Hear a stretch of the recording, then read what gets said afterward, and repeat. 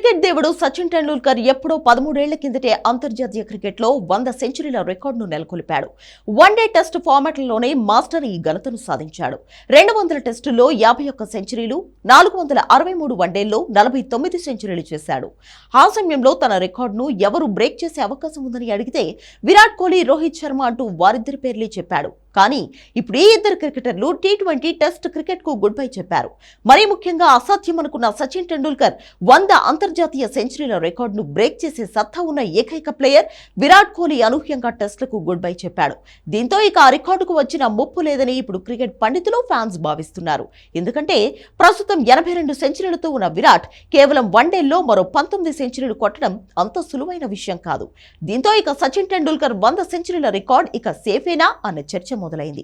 ఇప్పటికే టీ20లకు కూడా good bye చెప్పిన కోహ్లీ కేవలం వన్డేల్లోనే కొనసాగుతున్నాడు. విరాట్ ప్రస్తుతం 3 ఫార్మాట్లు కలిపి 82 సెంచరీలు చేశాడు. మరో 18 చేస్తే సచిన్ ను సమన్ చేస్తాడు. 19 చేస్తే ఆ రికార్డు బ్రేక్ చేస్తాడు. కానీ ఇది దాదాపు అసాధ్యమని చెప్పాలి. ఎందుకంటే 2027లో జరిగే వన్డే వరల్డ్ కప్ వరకు విరాట్ కోహ్లీ ఆడే అవకాశం ఉంది. కోహ్లీ 123 టెస్టుల్లో 30 సెంచరీలు, 302 వన్డేల్లో 51 సెంచరీలు, 125 టీ20ల్లో 1 సెంచరీ చేశాడు. మొత్తంగా విరాట్ 82 సెంచరీలు నమోదు చేశాడు.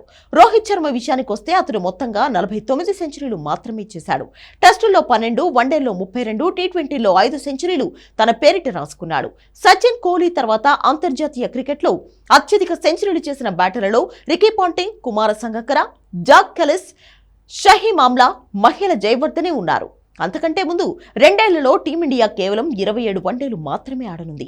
ఈ మాత్రం మ్యాచ్ల్లోనే విరాట్ 18 సెంచరీలు చేయడం అసలు ఎవరి ఊహకు కూడా అందని విషయమని చెప్పాలి.